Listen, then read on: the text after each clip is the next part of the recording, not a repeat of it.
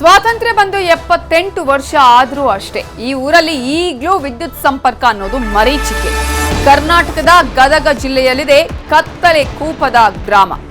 ಏನೇ ಸ್ವಾತಂತ್ರ್ಯ ಬರಲಿ ಈ ಊರಿಗೆ ಮಾತ್ರ ವಿದ್ಯುತ್ ವಿಚಾರದಲ್ಲಿ ಸ್ವಾತಂತ್ರ್ಯನೇ ಇಲ್ಲ. ಕಾರಣ ವಿದ್ಯುತ್ ಸಂಪರ್ಕನೇ ಇಲ್ಲ ಈ ಊರಿಗೆ.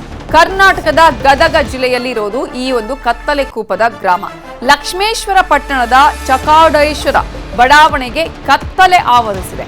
40ಕ್ಕೂ ಹೆಚ್ಚು ಮನೆಗಳಿಗೆ ವಿದ್ಯುತ್ ಸಂಪರ್ಕವೇ ಇಲ್ಲ. ಅಲ್ಲಿನ ಗ್ರಾಮಸ್ಥರು ಆ ಕುಟುಂಬಸ್ಥರು ಪರದಾಟವನ್ನ ಅನುಭವಿಸುತ್ತಿದ್ದಾರೆ. ಸರ್ಕಾರ ಇಲ್ಲಿ ಕಾಸು ಕೊಟ್ಟು ಆದೇಶಿಸಿದ್ರು ಇಲ್ಲಿರುವಂತಹ ಕಿರಿಕು ಗುತ್ತಿಗೆದಾರರದ್ದು. 20 ದಿನದ ಹಿಂದೆಯೇ ಕಂಬ ಹಾಕಿ ಹೋಗಿದಾರಂತೆ ಗುತ್ತಿಗೆದಾರ. ತಾಂತ್ರಿಕ ಸಮಸ್ಯೆ ಹೇಳಿ ವಿದ್ಯುತ್ ಕನೆಕ್ಷನ್ ಮಾಡದೆ ವಿಳಂಬವನ್ನ ಮಾಡ್ತಾ ಇದ್ದಾರೆ. ಕತ್ತಲಲ್ಲಿ ಮೊಬೈಲ್ ಟಾರ್ಚ್ ಹಾಗೂ ದೀಪ ಹಚ್ಚಿ ಮಕ್ಕಳು ವಿದ್ಯಾಭ್ಯಾಸವನ್ನ ಮಾಡ್ತಾ ಇದ್ದಾರೆ.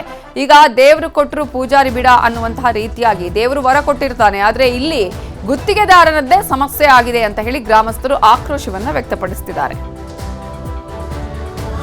ದಿನಾನು ಮೊಬೈಲ್ ಟಾರ್ಚ್ ಇಟ್ಕೊಂಡು ಅಡಿಗೆ ಮಾಡ್ಕೊಂತೇವ್ರಿ. ಅದನ್ನ ಮೊಬೈಲ್ ಚಾರ್ಜ್ ಬೇರೆ ಮನ್ಯಾಗ ಹೋಗಿ ಕರೆಂಟ್ ಚಾರ್ಜ್ ಇಟ್ಕೊಂಡ್ ಬರ್ತೇವ್ರಿ. ಬರೀ ಟಾರ್ಚ್ ಆಗೈತಿ. ಈಗ ನಮ್ದೆಲ್ಲ ಓದೋದು ಬರೀ ಟಾರ್ಚ್ ಭಾಳ ಸಮಸ್ಯೆ ಆಗತ್ರಿ. ನೀವು ಬಡ ಲೈನ್ ಹೇಳಿದ್ರೆ ನಮ್ಗೆ ಭಾಳ ಸಹಾಯ ಆಗತ್ರಿ. ನಾವು ದಿನಾನು ಮೊಬೈಲ್ ಟಾರ್ಚ್ ಇಟ್ಕೊಂಡು ಇದರ ಬಗ್ಗೆ ಡೀಟೇಲ್ಸ್ ಕೊಡೋದಕ್ಕೆ ನಮ್ಮ ರಿಪೋರ್ಟರ್ ಸಂತೋಷ್ ಕಣ್ಣೂರ್ ಈಗ ಫೋನ್ ಸಂಪರ್ಕದಲ್ಲಿ ಜಾಯ್ನ್ ಆಗಿದ್ದಾರೆ. ಸಂತೋಷ್, ಈಗ ಇಷ್ಟು ವರ್ಷಗಳಿಂದಲೂ ಕೂಡ ಈ ಒಂದು ಗ್ರಾಮಕ್ಕೆ 40 ಕುಟುಂಬಗಳಿಗೆ ವಿದ್ಯುತ್ನ ಸಂಪರ್ಕವೇ ಇರಲಿಲ್ವಾ? ಈಗ ಕೊಟ್ಟರು ಕೂಡ ಏನ್ ಸಮಸ್ಯೆ ಅಂತ ಗುತ್ತಿಗೆದಾರನಿಗೆ?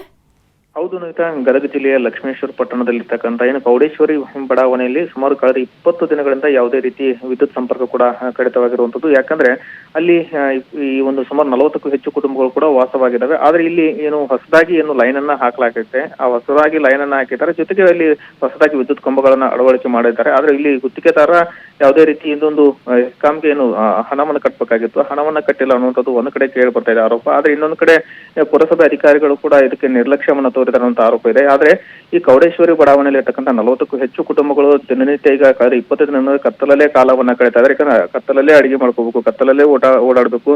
ಅಷ್ಟಲ್ಲದೆ ವಿದ್ಯಾರ್ಥಿಗಳು ಕೂಡ ಸುಮಾರು 10ಕ್ಕೂ ಹೆಚ್ಚು ವಿದ್ಯಾರ್ಥಿಗಳು ಕೂಡ ಅಲ್ಲಿ ವ್ಯಾಸಂಗವನ್ನ ಮಾಡ್ತಾ ಇದ್ದಾರೆ. ಅಥವಾ ವ್ಯಾಸಂಗ ಮಾಡ್ತಕ್ಕಂಥ ವಿದ್ಯಾರ್ಥಿಗಳು ಕೂಡ ದಿನನಿತ್ಯ ಈಗ ಶಾಲೆಗೆ ಹೋಗ್ಬೇಕಾದ್ರೆ ವಿದ್ಯಾಭ್ಯಾಸ ಮಾಡಲು ಕೂಡ ಸಾಕಷ್ಟು ತೊಂದರೆ ಆಗ್ತಾ ಇದೆ. ಯಾಕಂದ್ರೆ ಈಗ ಎಕ್ಸಾಮ್ ಬರ್ತಕ್ಕಂಥ ಸಂದರ್ಭ, ಈಗ ಎಕ್ಸಾಮ್ ಬರ್ತಾ ಇದಾವೆ. ಹೀಗಾಗಿ ನಮ್ಗೆ ಓದೋದಕ್ಕೂ ಕೂಡ ಸಾಕಷ್ಟು ತೊಂದರೆ ಆಗ್ತಾ ಇದೆ. ಈಗ ಏನು ದೀಪವನ್ನು ಹಚ್ಕೊಂಡು ಓದಬೇಕು, ಇಲ್ಲ ಮೊಬೈಲ್ ಟಾರ್ಚ್ ಅನ್ನ ಹಿಡ್ಕೊಂಡು ಓದಬೇಕು ಅನ್ನುವಂಥ ಪರಿಸ್ಥಿತಿ ಕೂಡ ಈಗ ಅಲ್ಲಿ ನಿರ್ಮಾಣವಾಗಿರೋದ್ರಿಂದ ಈಗ ಸಾಕಷ್ಟು ಸಮಸ್ಯೆಯನ್ನ ಆ ಒಂದು ಬಡಾವಣೆಯ ಜನರು ಕೂಡ ಎದುರಿಸ್ತಾ ಇದ್ದಾರೆ. ಆದ್ರೆ ಇದಕ್ಕೆ ಸಂಬಂಧಪಟ್ಟಂತ ಪುರಸಭೆ ಅಧಿಕಾರಿಗಳಾಗ್ಲಿ, ಜೊತೆಗೆ ಏನು ಹೆಸ್ಕಾಂ ಅಧಿಕಾರಿಗಳಾಗ್ಲಿ ಆ ಬಡಾವಣೆಯ ಜನರ ಗೋಳನ್ನ ಕೇಳಿಲ್ಲ. ಹೀಗಾಗಿ ಸಾಕಷ್ಟು ಸಮಸ್ಯೆಯನ್ನ ಎದುರಿಸ್ತಾ ಇದ್ದಾರೆ. ಅಷ್ಟಲ್ಲದೆ ಅಲ್ಲಿರ್ತಕ್ಕಂಥ ಜನಪ್ರತಿನಿಧಿಗಳ ಒಂದು ನಿರ್ಲಕ್ಷ್ಯವೇ ಇದಕ್ಕೆ ಕಾರಣ ಅನ್ನುವಂತ ಮಾತು ಕೂಡ ಕೇಳಿ ಬರ್ತಾ ಇದ್ದಾವೆ ಅಂತ. ಓಕೆ, ಥ್ಯಾಂಕ್ ಯು ಸಂತೋಷ್ ಡೀಟೇಲ್ಸ್ಗೆ. ಉತ್ತರ ಪ್ರದೇಶದ ಪ್ರಯಾಗ್ರಾಜ್ನಲ್ಲಿ 144 ವರ್ಷಗಳ ಬಳಿಕ ಮಹಾ ಕುಂಭಮೇಳ ನಡೆದಿದೆ.